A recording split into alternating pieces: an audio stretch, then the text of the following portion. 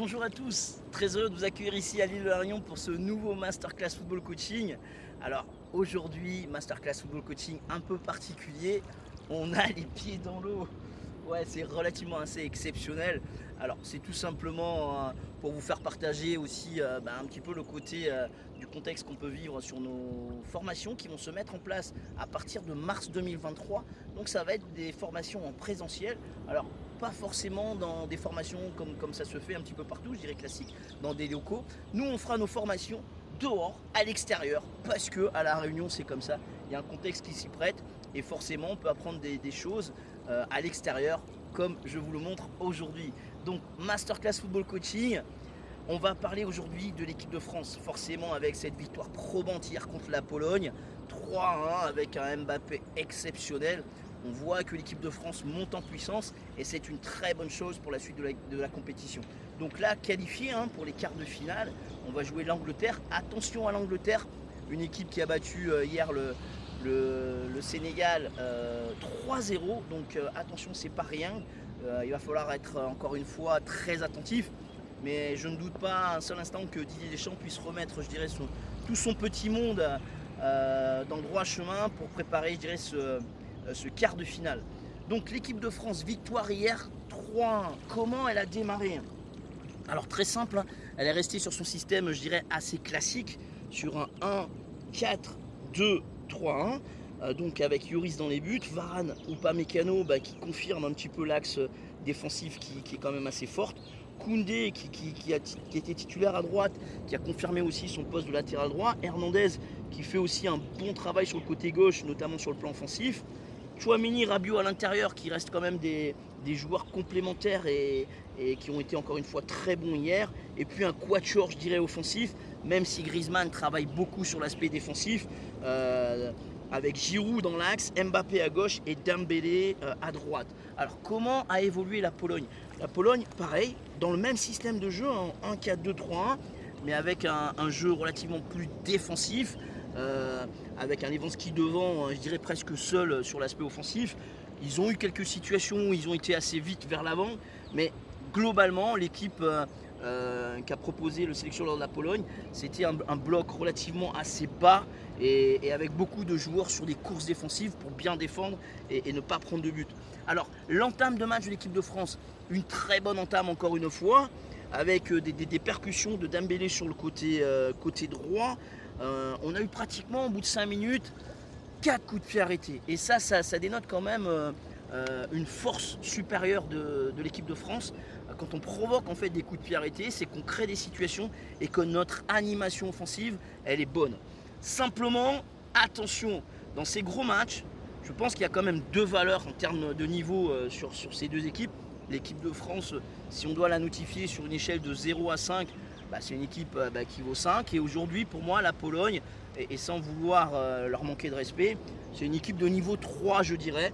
Donc l'équipe de France avait quand même un fort potentiel, je pense notamment sur l'aspect offensif, avec un Mbappé qui est en feu en ce moment, Giroud qui bat un petit peu des records sur l'aspect des buts, et un Dembélé qui est aussi très très bon. Griezmann aujourd'hui qui est un petit peu plus en retrait au niveau de l'animation off, mais qui fait un gros travail défensif. Je pense que l'équipe de France aujourd'hui est au-dessus de pas mal d'équipes par rapport notamment à tout ce qui est aspect offensif. Donc je disais en fait, la problématique sur ces matchs où vous êtes un petit peu plus fort sur le plan technique et dans la animation de jeu au niveau de votre équipe, il faut scorer, il faut marquer. Et là, l'équipe de France a eu cette problématique hier. Beaucoup de coups de pied arrêtés, même au bout de la 20e minute de jeu. On a eu une bonne dizaine de coups de pied arrêtés qu'on n'a pas su concrétiser. On a eu des situations de jeu, notamment je pense à la situation qui était sur l'extérieur, où Giroud, il y a un centre qui se fait presque en retrait et il se jette ici et il n'arrive pas à scorer. Il y a eu quelques centres et quelques débordements de Mbappé où on n'a pas trouvé preneur à l'intérieur.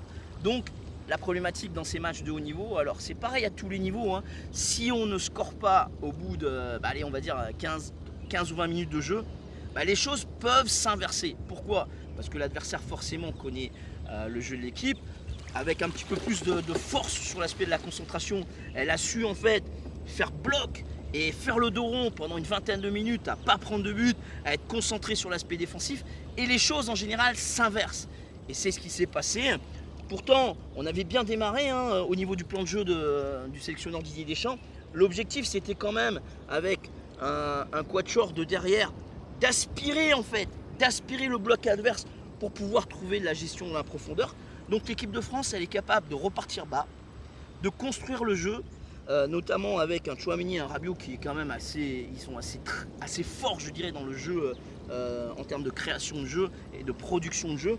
Donc l'objectif, quand on a des joueurs rapides sur les extérieurs, c'est d'aspirer en fait le bloc adverse, construire bas pour pouvoir jouer après dans des espaces un petit peu plus hauts. C'est ce qu'a fait l'équipe de France. Donc l'équipe de France est capable de tout faire. Construire bas ou rester bas, attendre et jouer dans la profondeur. Donc ça reste quand même des arguments, je dirais, de très haut niveau pour aller loin dans cette compétition.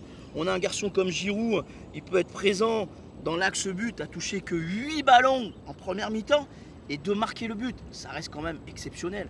Quand on voit certains milieux de terrain sur un match qui touche à peu près 80 ou 100 ballons, lui avec à peine une dizaine de ballons, il arrive quand même à marquer le but. Donc l'équipe de France, je pense qu'aujourd'hui elle a quand même tous les arguments pour pouvoir aller un petit peu plus loin dans cette compétition. Donc je disais, la problématique, il faut vraiment scorer avant les 20 premières minutes quand on a beaucoup d'occasions, parce que sinon les choses s'inversent. Et c'est ce qui s'est passé. Donc la Pologne après, petit à petit, elle est montée d'un cran.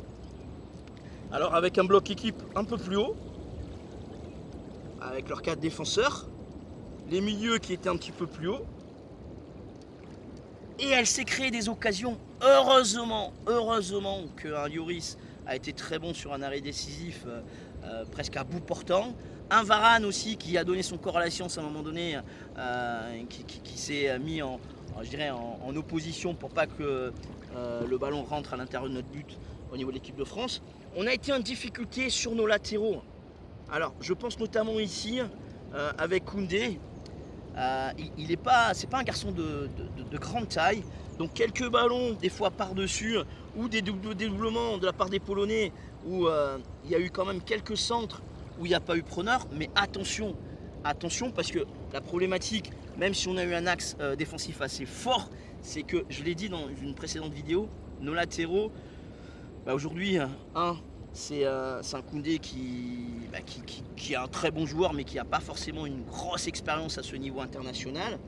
Hernandez, c'est pareil, lui, la problématique, c'est qu'il va souvent vers l'avant et que derrière, si on ne ferme pas avec Upamecano ou Rabiot, on va être en grande difficulté. Et la Pologne, justement, dans ces 15 dernières minutes de la première mi-temps, ils ont fait office de préparation de jeu, ils ont trouvé des décalages et ils auraient pu marquer. Et heureusement, encore une fois, on parle souvent des attaquants, mais il y a le gardien de but et les défenseurs centraux, ils ont été très bons. Et ça nous a permis de rester dans le match. Et après, forcément, quand vous avez un Kylian Mbappé en feu et un Giroud qui lui faut qu'une demi-occasion pour marquer le but, c'est ce qui s'est passé sur une situation où Mbappé est ici, il rentre à l'intérieur. C'est-à-dire, comme je le disais la dernière fois, les attaquants excentrés, vous n'êtes pas tout le temps obligé de rester sur le côté en fait. Le fait de venir à l'intérieur, ça crée un +1 et forcément ça crée un décalage. Donc une très bonne combinaison ici où Mbappé est ici, il décroche. Donc il libère l'espace en fait pour Giroud et sur 2 touches de balle, mais quand on parle de 2 touches de balle là, dans cette zone je dirais des 25 derniers mètres, il faut vraiment aller vite quand on joue en 2 touches de balle. Griezmann, lui, il a souvent joué en 1 touche de balle et ça c'est très intéressant, je reviendrai sur une autre vidéo là-dessus, sur le jeu en 1 touche dans les zones des 30 derniers mètres je dirais. Et là sur 2 touches de balle, mais 2 touches de balle rapides, Mbappé arrive à glisser ici à Giroud sur l'espace libéré et là pareil en 2 touches de balle, il a vu le positionnement du gardien de but et il peut croiser et donc ça fait 1-0. Donc 1-0 à la 44e minute, forcément gros coup de massue sur l'équipe de la Pologne. L'équipe de France a su après en deuxième mi-temps, notamment grâce à l'expertise de Didier Deschamps, de remettre l'équipe, je dirais, un petit peu à niveau, hein, parce que forcément, oui, il y a des situations offensivement où on est bon, mais on n'a pas su concrétiser nos occasions. Je pense notamment au coup de pied arrêté, je reviendrai dessus, simplement sur l'aspect défensif. Alors, le risque qu'on prenait en fait au niveau offensif, c'est dans les circuits bas. On a eu quelques pertes de balles en fait. Et ça peut nous poser, si les Polonais étaient un petit peu plus agressifs sur cet aspect-là et s'ils avaient un petit peu plus d'efficacité et de réalisme dans la finition, ça aurait pu nous poser des problèmes. On a perdu quelques ballons et sur le plan défensif, on n'était pas assez fort, encore une fois, sur les extérieurs. Et des fois aussi, même au niveau des milieux. Donc, ce qui veut dire que, oui, on a une attaque de feu. Mais attention, quand on va jouer notamment contre l'Angleterre qui a été vainqueur hier et contre le Sénégal, 3-0, attention, ça peut nous poser des problèmes. D'ailleurs, j'en ai parlé sur une précédente vidéo. Il faut vraiment en fait qu'on arrive à trouver l'équilibre sur l'aspect défensif. Et je l'ai vu notamment en deuxième mi-temps. Alors, c'est à double tranchant. Mbappé ne défendait plus pratiquement. Il ne défendait plus sur le côté gauche. Alors, c'est très bien si on a l'efficacité, on marque. Et hier, il a été. Mais dans un jour un petit peu plus, je dirais, sombre, ça peut être très problématique pour l'équipe de France. Donc, par contre, il y a eu une rectification au niveau du jeu défensif et de l'animation def que j'ai trouvé très intéressante. Quand Mbappé, il a poussé 2-3 fois ses courses sur les extérieurs sans, je dirais, efficacité de finition, ce qui fait que cet espace-là est libéré en fait. Et qu'est-ce qu'ils ont fait les Polonais? Automatiquement, ils ont cherché à aller dans cet espace libéré. Donc ce qui fait que quand le jeu se déroulait sur, je dirais, le côté opposé, il y avait un joueur, du fait que Hernandez, vous allez le comprendre, c'est très simple. Hernandez, forcément, il est obligé de décaler côté ballon sur cette situation de jeu. Mbappé ne défendait plus, il était un peu plus haut, ce qui fait que ce joueur, notamment le latéral adverse, des fois il était libre là, mais si les Polonais ils avaient cette efficacité de trouver 2-3 fois sur le côté à l'opposé, on aurait pu être en difficulté.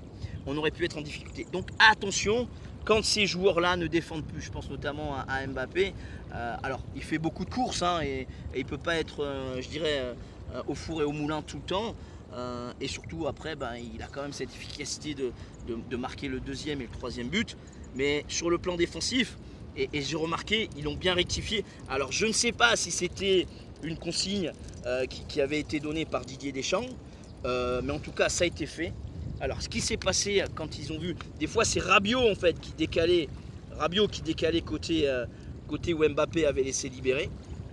Donc automatiquement il y avait Hernandez ici, Upamecano, Varane et Koundé. De l'autre côté, Dembélé, Tchouaméni. Et puis, ce qui s'est passé, c'est que Griezmann, il est venu dans la ligne de 4. Donc en fait, on n'était plus en 4-5-1, du fait que Mbappé était ici. On est passé en 4-4-1. Et là, sur l'animation def, je peux vous garantir, pour l'avoir expérimenté, quand vous êtes sur un bloc de 4, une ligne de 4 au niveau des défenseurs, une ligne de 4 au niveau des milieux, c'est très compliqué de trouver ces intervalles. Donc ça a été rectifié grâce sûrement à l'expertise de Didier Deschamps qui a fait recoulisser Griezmann à l'intérieur. Et donc ce qui fait que ils ont pu, je dirais, canaliser sur des moments des temps forts adverses sur un bloc équipe avec deux lignes de 4 qui permettait à Mbappé de profiter après dans un second temps en fait de l'apport de son d'adversaire direct sur l'extérieur. Donc il avait un petit temps d'avance des fois quand on récupérait le ballon et qu'on lui mettait sur les extérieurs. Et c'est là en fait que la différence s'est faite sur le côté et ça a été efficace. 2-3 fois il n'a pas réussi, mais la quatrième elle a fait mouche, notamment sur un contre. Et c'est là qu'il est très fort et qu'on l'admire tout simplement. Donc voilà, si les coups de pied arrêtés, je voulais parler des coups de pied arrêtés. Les coups de pied arrêtés, je trouve qu'aujourd'hui, notamment, on a vu qu'est-ce qu'ils faisaient les Polonais. Ils défendaient en zone. Admettons, on avait un corner ici qui était frappé par Griezmann. Donc un gros bloc adverse ici devant les buts de la Pologne. Et là, en fait, ils défendaient en zone. Alors, l'équipe de France n'a pas été efficace. Pas été efficace du tout sur les coups de pied arrêtés. Et c'est des choses qu'il faudra, je pense, à un moment donné, travailler stratégiquement pour la simple et bonne raison que les coups de pied arrêtés, ça reste quand même 30 à 35% des buts marqués à quels que soient les niveaux, à quels que soient les niveaux de compétition, que vous soyez en Ligue 1 ou en Champions League ou en Coupe du Monde, c'est 30% minimum des buts marqués. Donc là, on n'a pas été efficace. Alors, moi, ce que je préconise sur une défense en zone, en fait, et que nous, on attaque. L'objectif, c'est quand même arriver lancé au niveau de nos attaquants, en fait, des garçons qui sont concernés pour le corner, admettons. Mais là, à ce moment-là, en fait, le bloc polonais est en place, c'est-à-dire ils sont concentrés, ils sont dans des zones bien spécifiques et déterminées stratégiquement en amont. Il faut arriver lancé, ça c'est une chose, mais à un moment donné, en fait, il faut sortir, c'est-à-dire il faut qu'il y ait comme une forme de déconcentration sur une demi, voire une seconde, pour que les faire bouger en fait ici. Donc l'idée en fait, c'est de pouvoir jouer sur juste une situation à deux, très simple, appui, remise et centre derrière. Vous savez, le fait de faire appui, remise là, tac, tac, c'est une seconde là. Ces une seconde là, ça les oblige à un moment donné à bouger et pas à rester statiques. Et quand nous, en fait, quand ils ne sont pas statiques, nous, on peut arriver lancer après dans les différents intervalles. Et au moins, on peut poser des problèmes, je dirais, techniques, voire stratégiques sur les coups de pied arrêtés. Après, il y a plein de choses qu'on peut mettre en place sur des corners à deux, voire des coups de pied arrêtés excentrés ici. On l'a vu avec l'Angleterre hier, appui remise, et après ils mettent dans la boîte. Mais il faut vraiment qu'on arrive, et ça je pense que c'est un point faible qu'on doit travailler au niveau du football en général, c'est les coups de pied arrêtés sur le plan stratégique. Souvent on met les ballons dans la boîte, il n'y a pas de combinaison en fait. Et là il faut vraiment trouver des combinaisons sur un bloc, sur des défenseurs des adversaires qui sont en zone. Il faut trouver des situations pour qu'on puisse marquer plus de buts au niveau des coups de pied arrêtés. Donc voilà, c'est le petit bémol, je dirais, de ce qui s'est produit hier par rapport à l'équipe de France. C'est des choses que nous aussi, on doit améliorer dans le futur. Moi, je le propose notamment sur les formations d'entraîneurs des attaquants et de la finition. Ça reste quand même un gros volet en fait dans nos contenus de formation sur les stratégies des coups de pied arrêtés. Et je pense que si on doit évoluer, et il y a des équipes qui le font, hein, mais pas toutes, les coups de pied arrêtés stratégiquement, c'est quelque chose, encore une fois je me répète, c'est quand même 30% des buts marqués dans les différents championnats. Et si vous avez un bon tireur et que derrière vous mettez des stratégies en place pour marquer des buts, forcément ça donnera une valeur ajoutée à votre équipe. Donc voilà un petit peu pour le débrief de ce France-Pologne, en espérant que l'équipe de France ira encore bien loin dans cette compétition. Je vous dis à très bientôt pour un nouveau Masterclass Football Coaching. N'hésitez pas à liker si vous avez aimé, abonnez-vous à ma page YouTube et on se dit à très bientôt.